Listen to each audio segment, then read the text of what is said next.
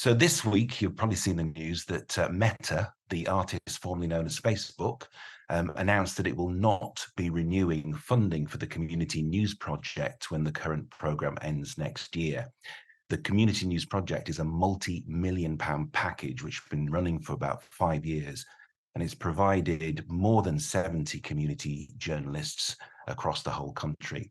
This follows also the news about the drastic cuts, a major programme reorganisation for BBC local radio. Huge chunks of local weekday and weekend programming has been axed and replaced with regional output. And a great number of well-known and experienced presenters have found themselves out of a job. Especially noteworthy for us and our organisation is the number of local religious programmes, which used to be broadcast at the weekend across all 39 stations, has been reduced to just 13. So to discuss the impact of all of this, and if anything at all can be done about it, we have a great panel assembled, newspaper editors, former BBC editors, community reporters and academics. It's actually so big that I'm not going to name everybody now because it would take the whole hour just to get through the list. But welcome to all of you. I want to deal with the Meta announcement first. And Helen Dolby, you're the Audience and Content Director for Reach PLC. You had the lion's share of these reporters. How did the scheme actually work? Just remind us. Hello, thank you for having me today. It's a pleasure to be here. The scheme works, so Reach employed 29 community reporters and based in our newsrooms around the country. And those community reporters were tasked with reporting on underrepresented communities. They could be geographic communities or demographic communities. Many of our community reporters have done some fantastic work around religious and faith groups in those communities. And there are lots of examples of that around the country. But very much their brief, while it differed from place to place, was on reporting underrepresented communities and really covering grassroots issues at a very local level and in building relationships in those communities as well. Getting out and about and building contacts and trust and relationships within the communities that they were representing within their patch. And that has been the way that the scheme has worked ever since it launched in the start of 2019. So the scheme has been running for 5 years up to this point. So this must be an absolute hammer blow to you then. Yes, it's really disappointing. We are very disappointed, and I think that in particular, over the last 5 years, our community reporters have published some exceptional impact journalism. During the COVID pandemic, they played a trusted role in bringing local communities together and keeping them informed. And I think that, across the country, there are countless examples of the work that they've done, shining a light on important underrepresented community issues, challenges, and also success stories. And I think what particularly resonates is that we've seen lots of examples of community reporters succeeding so well in their roles during their training. Part of the scheme is that they complete their professional qualifications during the time that they are trainees, and that they have then gone on to secure permanent roles within the newsrooms and across the industries. And I think that that's a testament to the relevance of the scheme and of the training that they've received. So we are very disappointed that the scheme won't be continuing. We'll be coming back to you, of course, but it's a good point to bring in Toby Granville, who's editorial director at Newsquest, which is another media group, and also board director at the National Council for the Training of Journalists, the NCTJ. Toby, you had fewer Meta-funded journalists, but what's your take on this? Well, I mean, I absolutely concur with Helen. It's a real hammer blow for local journalism. One of the other key principles of this scheme was to bring more diversity into the newsrooms, and we managed to achieve that. And I think it was 60% of the journalists that we hired as part of the Facebook scheme, which overall was around 260 journalists over the last 4 or 5 years. 60% have come from a diverse background. So again, there's that concern really that as a consequence of this scheme, we will lose diversity from our newsrooms, which is really, really important to us as an industry. And wearing your NCTJ hat, I mean, you were doing all of the training, as Helen was saying. What's the NCTJ's view of it all? Well, obviously the NCTJ is similarly as disappointed as us, and we want to obviously try and work with the rest of the industry to get funding for these roles from elsewhere.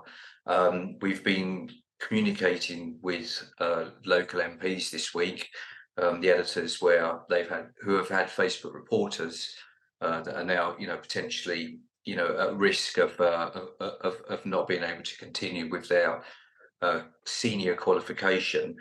We've been contacting local MPs to see if we can lobby them to see if there's something that they can do regarding the funding, and so that's the key thing that we need to do, is really kind of try and secure the funding. We've got some left, but it's just a very small pot, and we really need to get support of MPs to see if there's a way that we can get funding. We've also been talking to the BBC as well, because obviously as part of the local news partnership that we've had, we're trying to work with the BBC because they're planning to launch an around the UK scheme, which involves hiring a number of reporters to fulfil the needs of branching out into areas, as you're probably aware of, as part of the cuts that have happened to local news. However, we think that the BBC and our industry could really benefit from working together rather than separately, because our industry now has the ready-made community journalists that the BBC will need to launch its Around the UK scheme, and it means that if we could work together on that instead of separate, it would obviously mean that the BBC will be living up to its being a better neighbour kind of policy that it kind of shouts about quite a lot. But I think that it would be great to see some actions come from that rather than just words. Okay. Well, good point, Toby. I should say, actually, a couple of things there. One, if people don't know, the BBC did launch a local democracy reporters scheme a few years ago, whereby reporters were working for the media groups, but also their content was shared onto BBC outlets as well. And the other thing I wanted to say is that we contacted both Meta and the BBC to have an official point of view here, but they have not got back to us as we speak. But we'll come back to the BBC in just a moment. Let me just bring in Robert Barman, who's the managing editor of the Kent Messenger Media Group, probably the smallest group that we're talking to today, Iliffe Media. But also, Robert, you've been a recipient of the funding too. Where does this leave you? Well, it obviously leaves us with uncertainty over a couple of reporters, and we're hoping, as I'm sure others are, that they can be subsumed into the newsroom as a whole when the funding comes to an end, because we've had some very high quality people come through the scheme and with us at the moment through the scheme. So we're hoping that will continue, or that their involvement with us will continue, and the skills they learned can carry on benefiting them and the communities they serve. To all three of you, it's difficult, isn't it? Because you could argue the model is broken. You survive very much on advertising, the pull-out sheets on the Fridays and the Saturdays with the small ads, all of that kind of thing. You become very dependent. But do you think this money all along was a sop from Meta, who were regularly taking your stories, putting them onto Facebook, never giving you a penny for it? It was money to keep you quiet for a little while. Is that how you see it? When the scheme was introduced and the first cohort of community reporters were recruited, I think it was something that was very important to Meta at the time, and they had a lot of support from Meta in the early days of the scheme. They attended boot camps and they got a lot out of that experience in terms of the practical training that complemented and sat alongside the professional journalism training that they were receiving through their tutors and within our newsrooms. So I do think that the scheme has been important over the course of the past 5 years, not just to the newsrooms employing community reporters, but to Meta too. Obviously, this is a decision that relates to a change in direction, and Meta has talked last week more widely about the reasons behind that. So I think that, you know, it's a different approach, but I do think that during the early part of the scheme and the sort of 5 years that community reporters have been working through, and as Toby says, there've been hundreds of community reporters, you know, throughout those 5 years who've come through the scheme, got their training and graduated, and potentially then gone into permanent roles in newsrooms, and they have had the benefit of experience in Meta's boot camps and training. So I think that we need to recognise that's been part of the experience for them. Okay, let's bring in some of the academics. Dr. Rachel Matthews, former newspaper reporter and now lecturer at Coventry University on regional newspapers and communities. What do you think of that scenario, and what will the impact mean in particular of this deal disappearing, Rachel? It's the latest in a long line of experimentation and change, I suppose.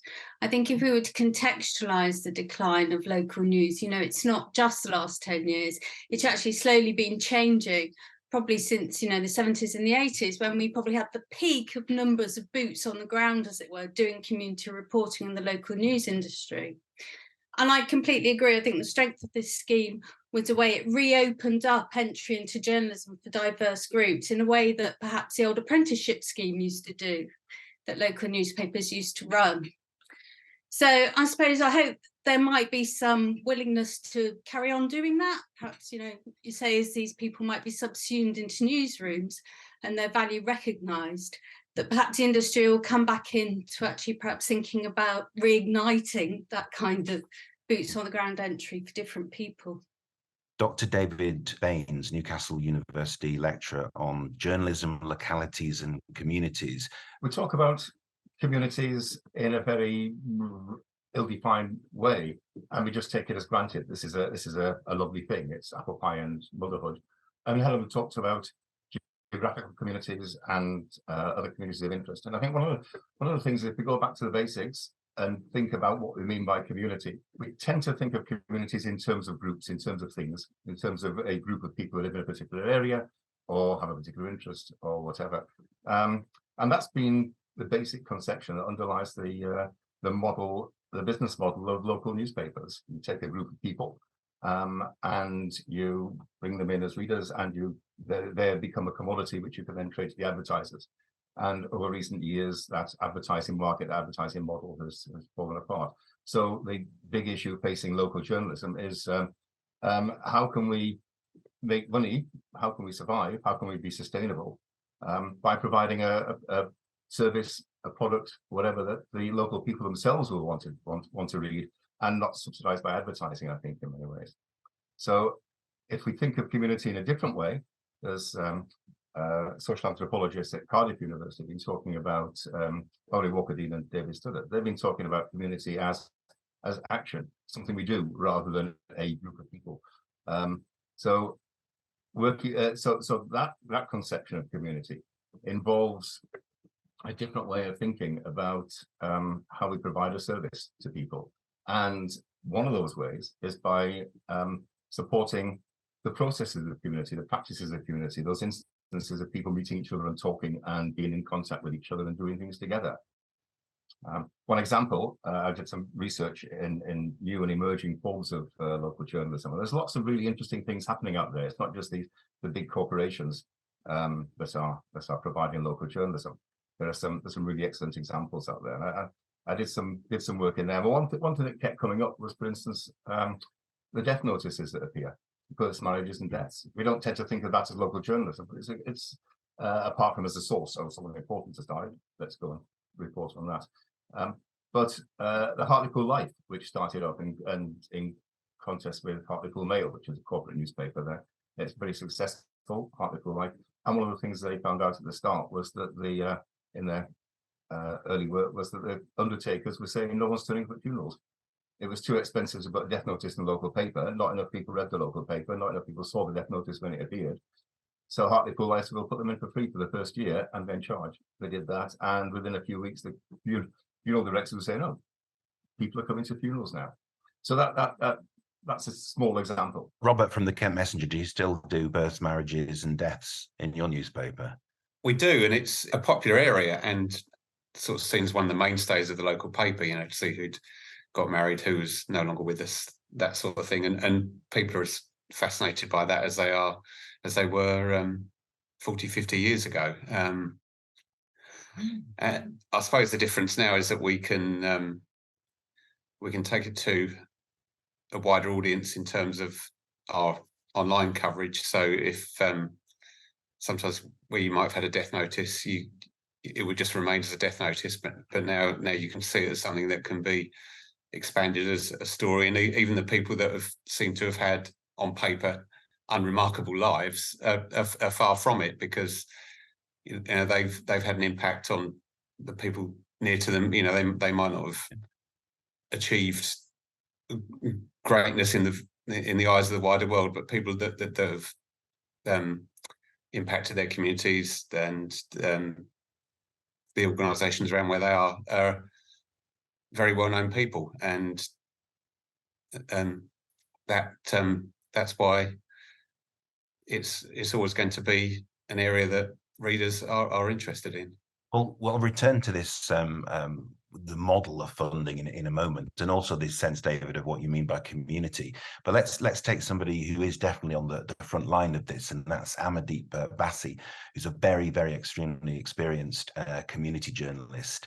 And you've covered some big stories, Amardeep, in your time, not least of all the religious tensions in Leicester. I think it was about 18 months ago. We were trying to decide how long ago it was, wasn't it? I mean, that is a complex story to understand. Can you just remind us of the particular story that it was, and why was it important for you to be on the ground with your knowledge and your experience to report it from the heart of the Leicester community? The initial flashpoint, I suppose, or as was reported, was a cricket match between Pakistan and India. And as you may know, Pakistan and India are both rivals in cricket and as local neighbours. And there was allegedly some fracas, some name calling, which became quite ethnic slurs, sectarian. That was the kind of official narrative that was given. That's what the police kind of said initially. But there was also confusion. And what I found generally was that certainly the national press were reluctant to report what was going on, and we're talking about it in kind of vague terms like, you know, community tensions, without actually naming the communities or what the tensions were about, or you know, how they were being resolved. So certainly for me, with, you know, like you said, I've been a community reporter as such for 30 odd years in Birmingham, which has a lot of different communities from across the world. And for me, it was a case of trying to obviously get to the bottom of this and find out which communities are involved. As I said earlier, it was being sort of labelled as Hindus versus Muslims. Now, that is a massive church, so to speak, Hindus versus Muslims. What sort of Hindus? What sort of Muslims? What was the catalyst? You know, who's trying to resolve this? But there didn't seem to be a plan in how to deal with interethnic conflict, I suppose. I think in some quarters, certainly there was almost surprise that, you know, isn't racism, isn't this kind of thing that white people do to black people? How can black and brown people, or two sets of brown people, be racist to each other? And so initially, I think there was just a lot of kind of just hands off. Let's just see what happens. Let's see if it resolves itself and we don't have to really report it at all. And I found throughout it lingered. It went on for a few days. I wouldn't say that things are calm now. You know, there's still remnants of what happened last year. And I don't think any of the papers really did any kind of real proper nuanced reporting, I suppose. There was an element of organisation. There was some sort of political background to it in what was going on in India and the kind of sort of right-wing Hindu sort of government we've got there. So there was a lot of factors in play. And certainly, as I said, as a community reporter in a place like the West Midlands, there are a lot of different communities living cheek by jowl who don't necessarily get on. They may be of the same colour, they may be of the same religion, but just because you're a Muslim and you're from Indonesia doesn't mean you're going to have anything in common with a Kashmiri Muslim. And yet we're all kind of placed in this is the Muslim enclave, this is the Sikh enclave, and that kind of thing. And one size doesn't fit all. I guess this is what Toby was highlighting, in the fact that through this scheme, We've seen a lot more diversity. Some of the work that we do as the RMC is to help particularly young journalists understand faith, because very often in those smaller marginalized communities, it is the prism of faith through which we need to see them. I mean, do you think without this kind of expertise, Amardeep, that we're going to be a bit lost if local journalism declines in the way it appears to be right now? The irony is that there's a lot of talent out there that we don't need to be lost at all. I mean, just you know, talking about this whole debate and the meta scheme and the pulling of the plug, what kind of gets me is the kind of, you know, aren't we all community reporters? Aren't we all members of the community reporting on British community? Aren't the black and brown people that are, you know, this push, certainly since the BLM movement came along, this kind of sudden push really to get more diversification in the newsroom. I mean, again, is community reporting only something that those people from those communities can do? Yeah. There are a lot of white reporters. In fact, there are loads more white reporters than black and Asian ones. How would I feel if I was a white reporter and someone else from a different ethnicity has to be reporting because I didn't seem capable of reporting on? You're right, there is a certain authenticity and a certain authority from somebody within that community. But, you know, I want everyone to be a good journalist. And so you should be able to report on. Absolutely. I mean, I don't think it's an exclusive thing. And certainly, you know, as much as reporters are to understand health and education and sport, there just seems to be a lack of understanding when it comes to faith. Let me bring in Liam McCarthy here, because he is now Dr. Liam McCarthy. I've known him for many years, honorary fellow at the Department of History, Politics and International Relations at the University of Leicester, and former managing editor of radios Leicester, Sheffield and Nottingham.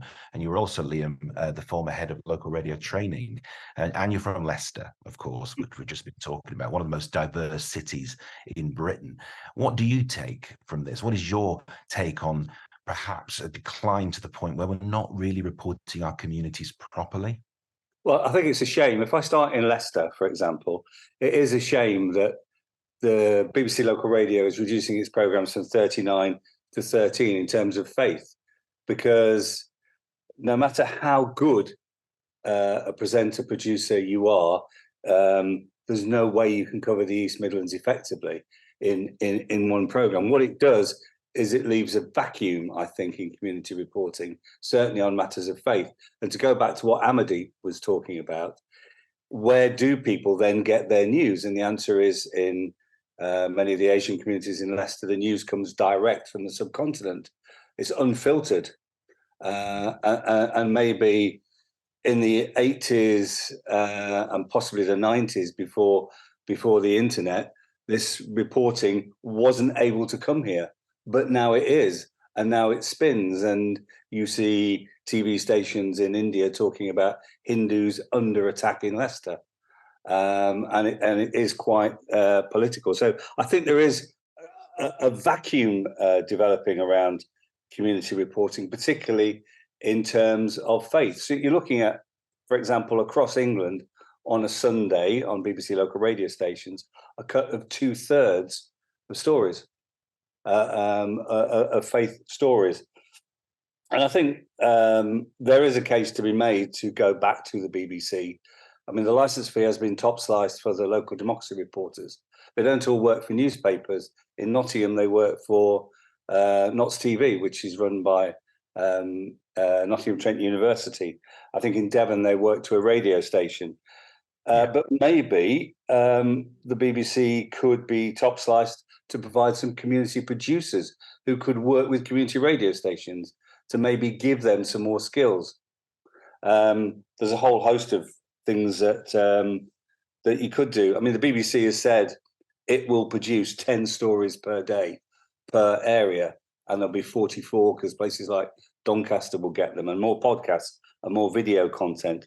But I still think the basis of community reporting, I think there'll be news processing, not reporting. And there is a difference between gathering and processing at a desk. Because that is, of course, what the BBC has said. It wants to maybe invest, well, it is investing less in local radio and becoming more regional in order to promote its own news online service and to create, as they say, a better service locally. That's the point, isn't it? Yeah, the idea will be that when you look at the BBC website for each area, it will produce 10 stories a day. Ironically, there'll be less output on local radio to generate those local stories. So maybe more of the LDR. I mean, there is a poor record, I think, in many places of the BBC using the content of the local democracy reporters because they're seen to be working for the newspaper.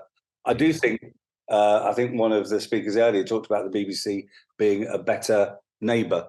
And I think it could be a better neighbour, although I can't speak for the BBC. But my one fear about, again, what Amardeep talked about community reporting in all sorts of communities, in the Anglican Church over the LGBTQ issue across the whole piece, is we'll end up with, certainly on local radio, programmes that are about festivals. It will become like a religious tourism rather than a kind of news, local news that grabs features in certain areas. Well, one of my bugbears, as those at the RMC will know, is that when it comes to faith broadcasting or reporting, very often across all media, we default to festivals rather than actually trying to find real stories about real people in the communities that they live. Liam, I want to return to the local radio issue as we did for Meta.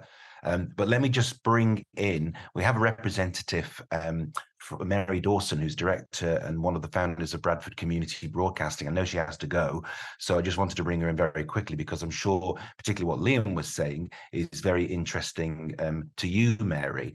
Do you think that you are the heart of community broadcasting as far as you're concerned, I'm sure.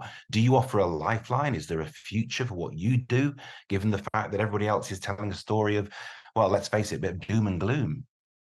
I think there's a real opportunity for some collaboration here. And I think there has been quite all the way along. And I'm not quite sure why sort of community media and community radio has been left out of the local democracy sort of story, really. Because I think we've been going for 30 years as BCB, and we've got like 150 volunteers from loads of different communities in Bradford.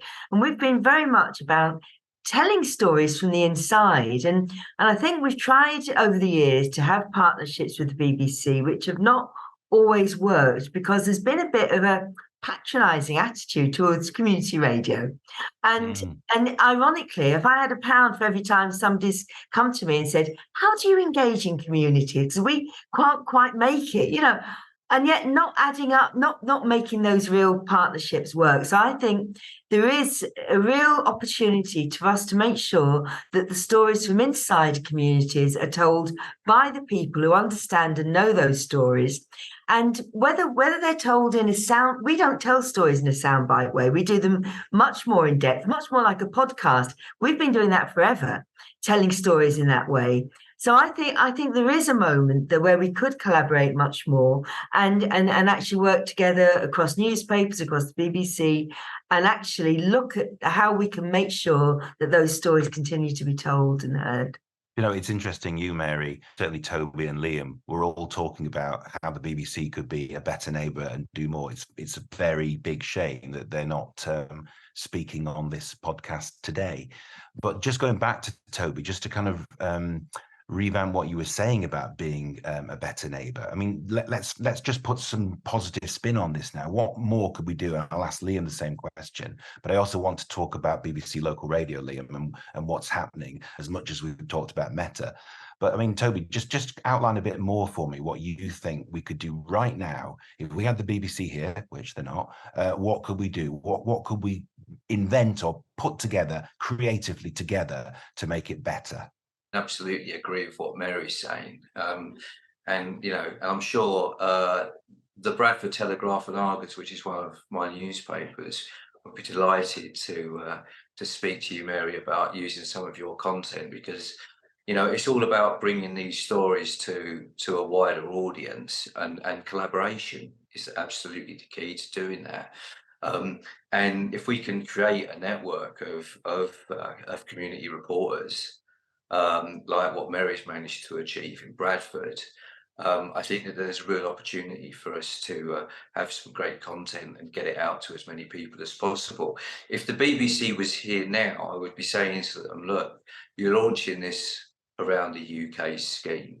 you're going to be working in a silo. You're not going to be working with the likes of, you know, community reporter networks that Mary set up and the community reporting team that we've set up across the industry. And you've got ready-made content. You've got ready-made people in place that could fulfill those roles, that we could all work together, all share the content, all collaborate, and all have somewhere where it can reach, you know, millions of people. And I think that's the key. But the issue is trying to get the BBC to work with us rather than against us is the real issue. And I think if we can solve that and get them to work with all shapes and sizes of the industry and help support that content and help fund the content, then I think that it would make a really big, massive difference to communities across the UK. Well, we will definitely be putting these points to the BBC, I can assure you of that. But this cri de coeur that you're hearing there, Mary, BBC, get on board with us, presumably something that you absolutely agree with and would recommend.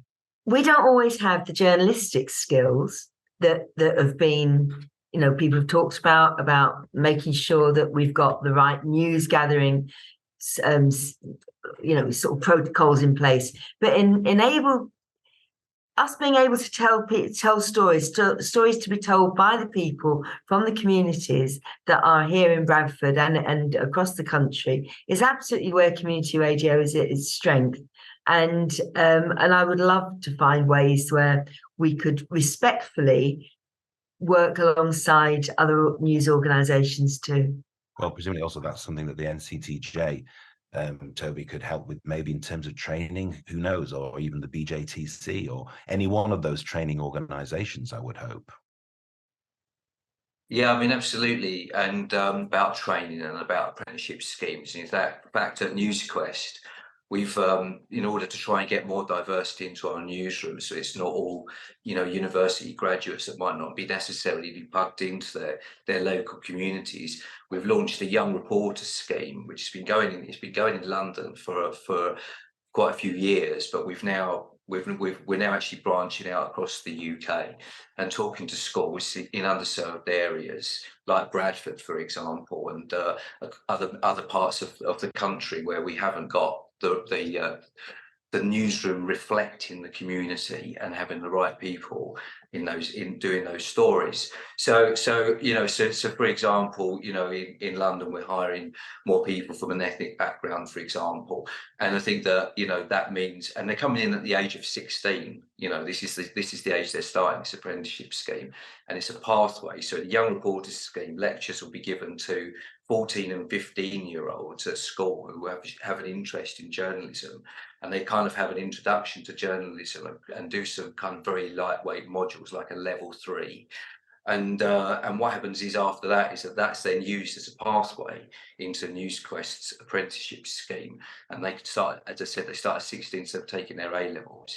And come in and they do the level 5 and level 7, and then ultimately that ends up being a degree. But they can do that without having the cost of a university degree, and it means that they can work while they're actually doing their studying. So we've been hiring people from all different types of diverse backgrounds across the UK. We started doing that now, and we've got new reporters starting with us in London and Essex and Cumbria and also in Hampshire.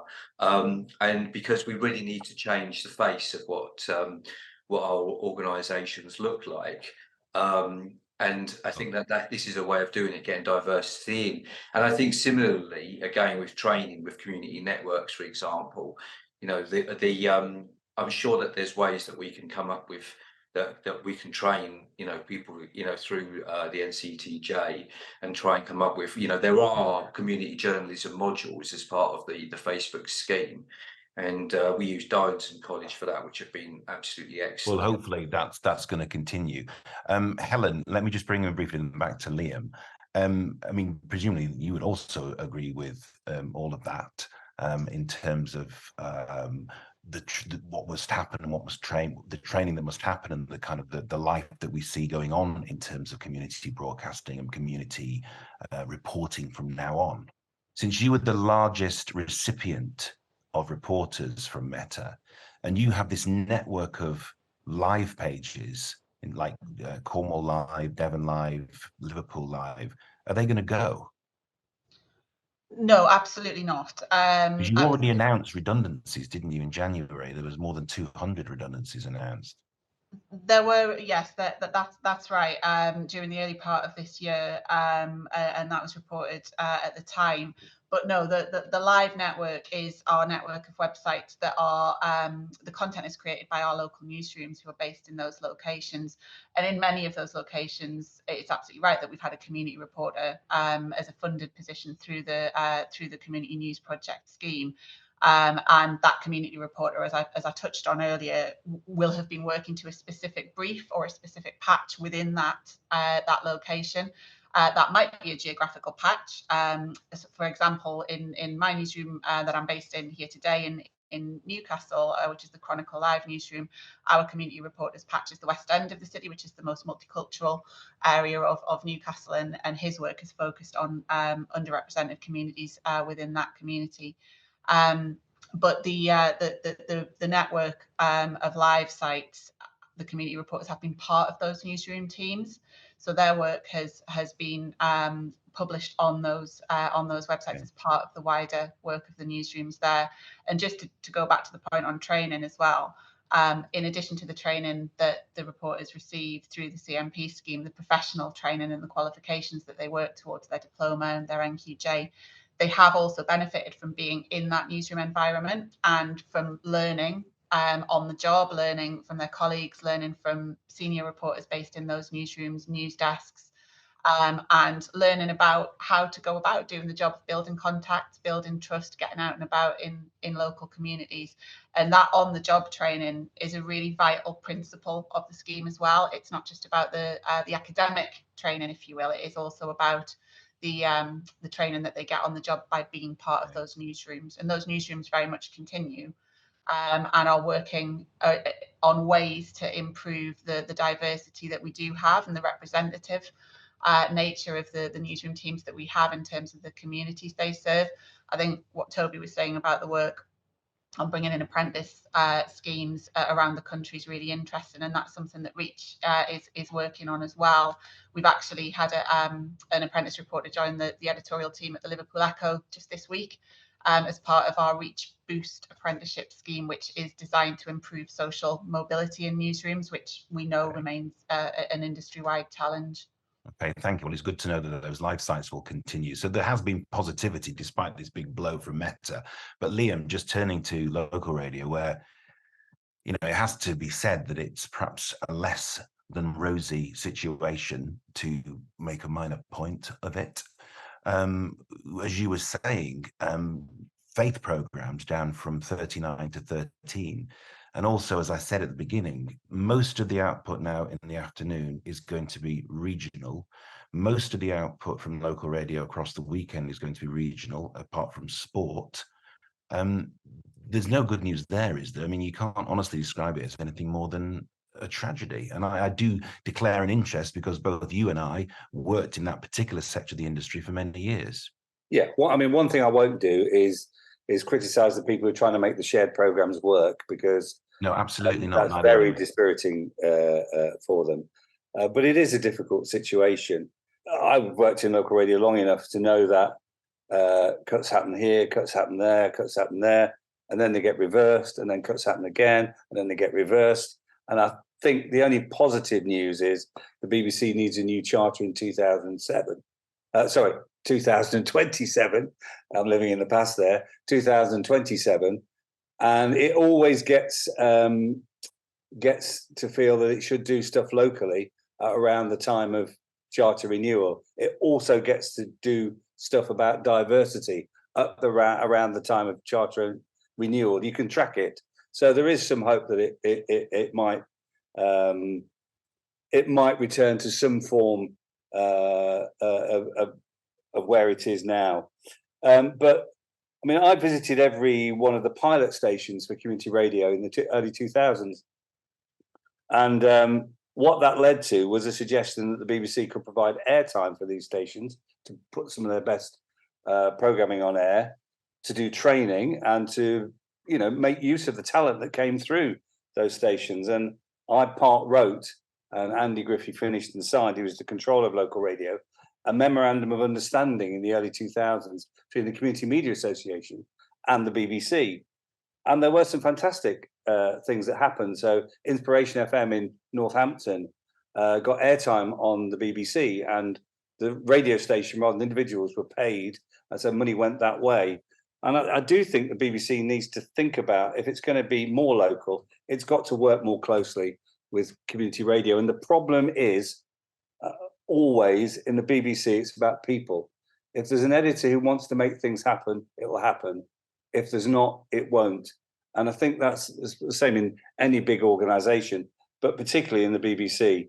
And as I say, the only positive news about local radio is there's a charter coming up, but the damage is going to be done first. Well, I mean, as we can't really avoid that particular story, can we? And as I say, we declare an interest.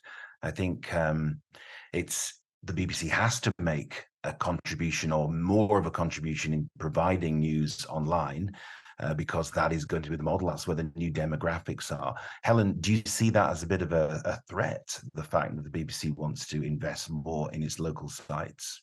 I agree with what Toby said earlier on. I think that, we are concerned about that. The commercial local news sector already serves communities across the length and breadth of the UK.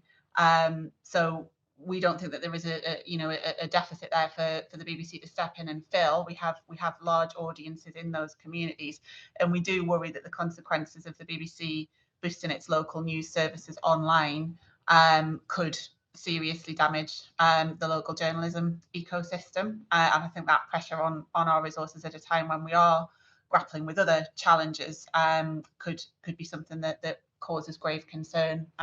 So yes, it is definitely a concern.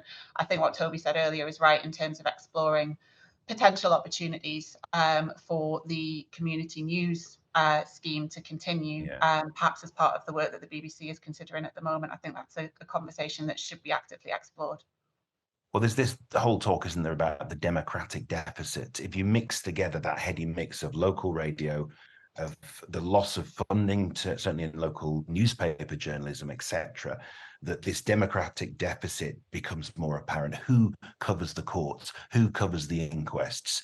Who actually speaks truth to power? And we know that local authorities actually make very, very big decisions that affect everyday people's lives. Who's going to be doing that if this trend continues? Anybody?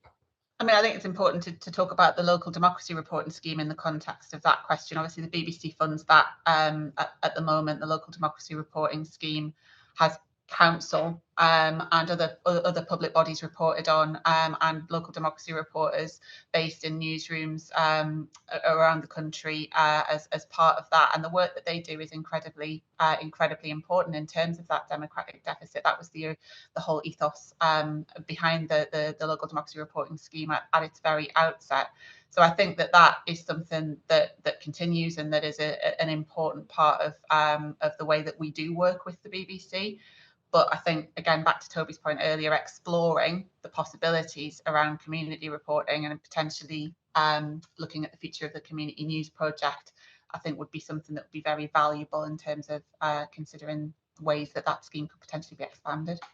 I can't speak for the BBC, but if there were a BBC manager there, and I can hear it in my head, they'd be saying, well, we're going to be doing more local stories across more local bases. So places like Doncaster, and I think Bradford are getting a local homepage. And so they would say, well, we're going to do 10 stories a day. That's 450 a week. That's 160,000 news stories a year. Plus we'll use the output from the local democracy reporters. So I can understand what they'll be saying is, yes, we're doing less local radio, but we're doing more local news. You and I can have that debate about, having that emotional engagement with a radio station and a functional relationship with a website. But that, I think what the BBC would say is, well, we're not getting out of local journalism. We're going to do more of it. It's a very good point, Liam, isn't it? But I guess there was two very interesting pieces I read recently, one by Alan Rusbridger, former editor of The Guardian, and also David Lloyd, who is very much a commercial radio person over many years, started, I think, at Leicester Soundly, didn't he, many years ago, written a very intuitive piece. You can see it online, but talking about, well, yes, local news, really important, but you can't have companionship. You can't interact in the same way as you can with local radio. That's the alternative position to the one you've rightly outlined on behalf of the BBC.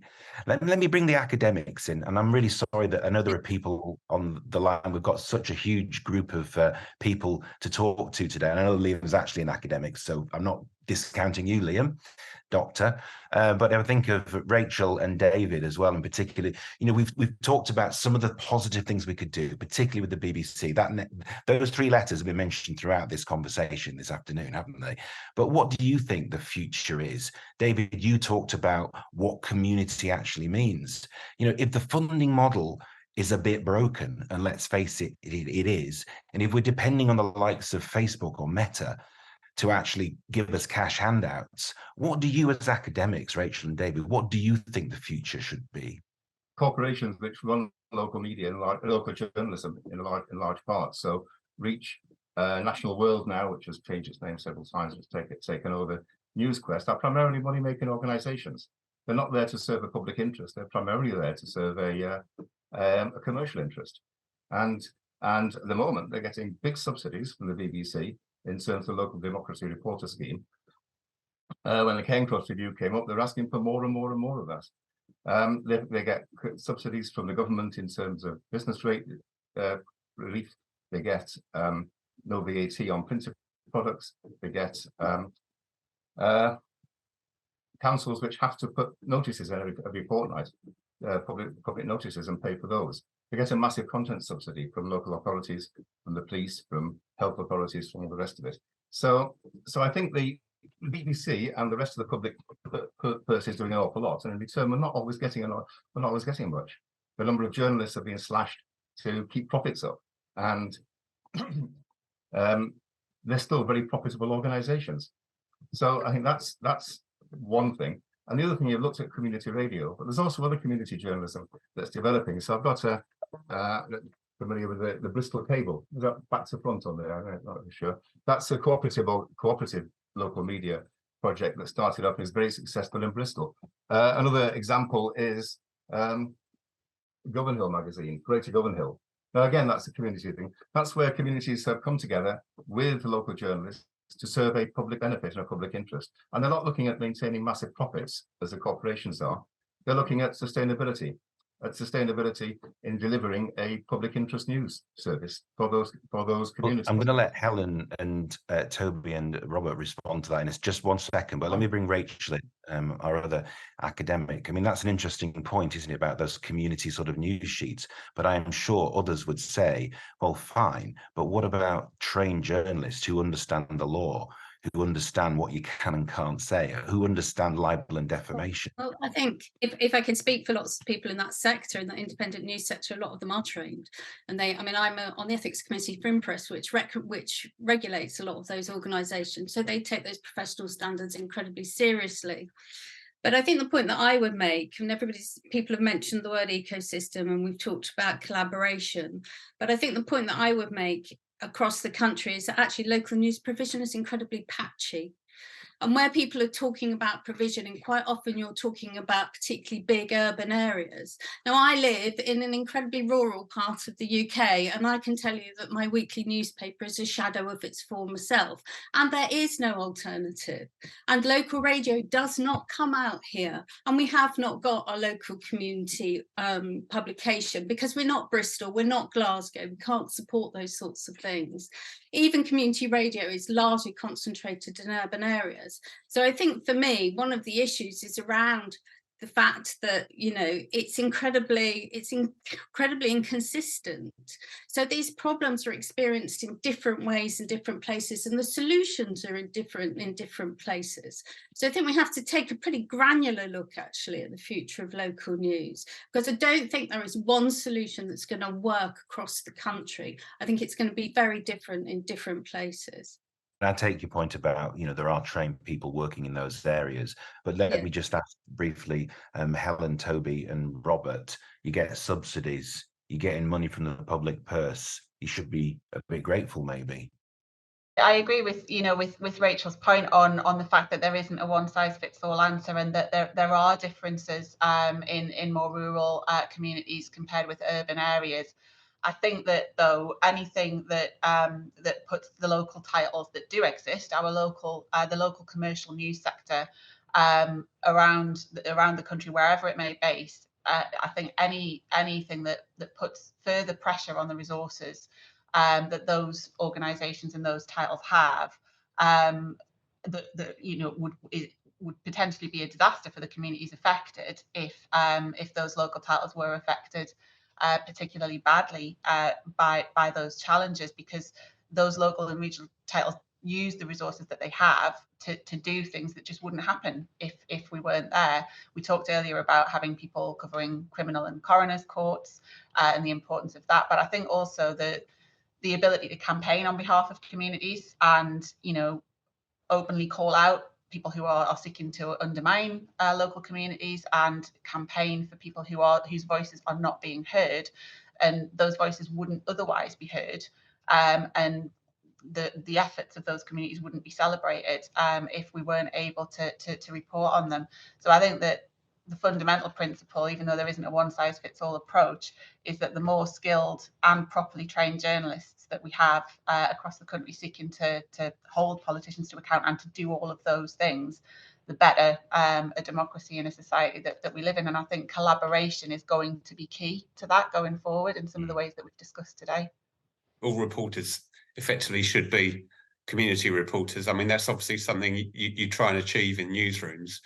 But what the CMP project allowed was you to sort of forensically look at certain people that might not necessarily go to us as a natural first port of call when something happened. The organisations, the groups, the communities that might not necessarily think of us to tell their stories, and we could establish those, look at those areas, dedicate someone to building that trust and building a relationship. And that's obviously something you try and do in the whole community, but there are always certain areas that might not trust you necessarily. So well, I can tell you, Robert, let me just kind of trail ahead to the fact that we have at the RMC, we're going to go to 6 cities, Ruth, aren't we, across the UK? And we're going to call it Creating Connections. We're in Bradford actually next week. And the whole point of this is about getting people like journalists and community groups to be together in one room to talk to each other and to try and create those bonds that sadly seem to have died away. Amardeep, I mean, you're just being mentioned there. I mean, what do you see as the future for all of this as we begin to wind down? And I'll come to Liam to a comment as well. Well, I think sometimes we overthink and overcomplicate things. As in, like I said, the function of a local paper or any paper is to serve the local community. It's not rocket science, and it doesn't require that much change as far as, you need people from within those communities, but communities are going to be there whether you have specialist reporters or not. And it seems to be almost like, like community reporting is some kind of really specialist reporting where you need to bring reporters in that have to be funded by external partnerships. It's like, shouldn't this be part and parcel of any media organisation? Should you not be scrambling around looking for other people to fund this? I think the bottom line really is we've talked about further diversification in the newsroom, but at what level? I forget somebody was talking about editors, and a lot rests on what editors think and the decisions they make. There aren't that many Black or Asian editors or news editors or subs, for instance. I mean, I spent a lot of last year doing kind of training on community reporting for a lot of the nationals and ITN and Reuters and News UK, probably about 1,000 journalists, and including hundreds of subs. And what was very notable, what was extremely notable, was out of the 300 and 400 subs that I kind of did a presentation to, there was only one Black or brown sub. And yet we all know in the kind of newspaper industry that the subs play a major part in shaping the story. Reporters are almost guided by the subs. And also when it comes to again, this kind of boxing off of communities. How do you think these meta reporters feel now? Almost like they've been almost a political tool, almost, in that, you know, yeah. I certainly know firsthand from some of these reporters that there was some resentment in newsrooms where they were parachuted in because they were seen as where they're the meta boys, they're the ones that have been fast tracked in because we have to have them here, they're not properly trained. And so now when Meta has finished their kind of, you know, funding, it's like, well, is that it? We were only bought in for this little bit, now the funding's gone and now people are scrambling to place us. You know, the bottom line is most so-called ethnic communities in the UK are British born. You know, may have foreign roots, but they speak English, they went to the same places, have the same interests, are about as Asian as anybody else in the country. Okay, we might have the language skills and lived in that culture, but ultimately, I think the more we kind of make community reporting a thing that must be done and separate from other types of reporting, I think alienates Black and Asian reporters. It almost makes them think, are we just here to do the Black and Asian stories? And then, you know, well, I take your point, Amardeep, but I guess in terms of funding, we've got to pay people, haven't we? We've got to get the money from somewhere. We do, but I mean, funding has always been there for reporting. Why the kind of blockages for community reporting? Well, why the kind of big deal about community reporting? It's a part of reporting, isn't it? Yeah, good point. Let me just bring in Liam at the end here, because I know that a lot of your academic research, and this is just one example of how community reporting, community broadcasting can be the glue that brings communities together. I mean, a lot of your research was about the early days, particularly of what became the Asian Network. You know, a lot of Ugandan Asians who come across in the 70s after they were thrown out by Idi Amin. Local radio really came to the fore there, didn't it? And provided a service that glued that community together. Well, in some places it did. So basically, local radio editors were given a pot of money. There was no extra funding to do any ethnic programming. So some stations did, some stations didn't. And when some stations were cut, they cut the ethnic programming. And yet the point is what Amardeep is saying, we should all be community reporters. That is the start, where you start the glue. In a city like Leicester, where I am in the minority as being white British, how can it be that, you know, the majority of the people at the local radio station and the majority of the people at the local newspaper are white? Because we don't have that understanding of the communities as much as we want to be there. So I do think it's implicit on us all to be getting greater diversity into our newsrooms, and that does start at the top. If you look at the BBC's top 100 people, there's about 7 who are Black or Asian, and only 1 has an editorial role, and he runs Radio 4 and the non-sport speech content on Radio 5 Live. And I think you'll agree they're quite diverse as radio stations as a result. So, yeah, it starts with us. We all need to be community reporters, and it also starts with recognising the communities that we live in. Okay, well, I think that's a good note to end on. I'd like to thank everybody for taking part today. I think the key message is, yes, we're all community reporters. Community broadcasting and local journalism is really important. And as I said before, the cri de coeur particularly seems to be to the BBC to be a good neighbour and to continue working with local organisations. I just want to say before we absolutely finish, because I did think this was going to be a very simple podcast before the Meta announcements, before the BBC announcements, because we wanted to talk about our Community Journalism Award. Let's just hope that there are community journalists still out there who can apply to do this award. But you'll find all the details on our website, religionmediacentre.org. We've got £1,000 prize for the best of faith-based reporting, either on the radio as a podcast or in a newspaper article. It has to have been on air or published between last April and April coming up in 2024. But you'll get all of the details on our website. And also, let me just bring you in, Ruth, because we mentioned this very important thing that we're doing in terms of creating connections. Can you just tell us a little bit about the cities we're going to and why we want journalists? Please speak to your networks. Please tell people we're coming to your city and we want journalists there. We want community members there. We want dialogue. We want solutions. We want to look to the future. Ruth, just tell us about it briefly. It's starting in Bradford next week. So Mary, who was on the call earlier, will be involved with that. And then we're going to Coventry, Newcastle, Liverpool, Bristol and Norwich. The idea is that we get reporters and faith groups speaking together to find new stories and create new connections. I've found it an absolutely fascinating discussion. Thanks, Leo. Thank you very much. And thank you to everybody for joining us online as well. So for now, bye-bye.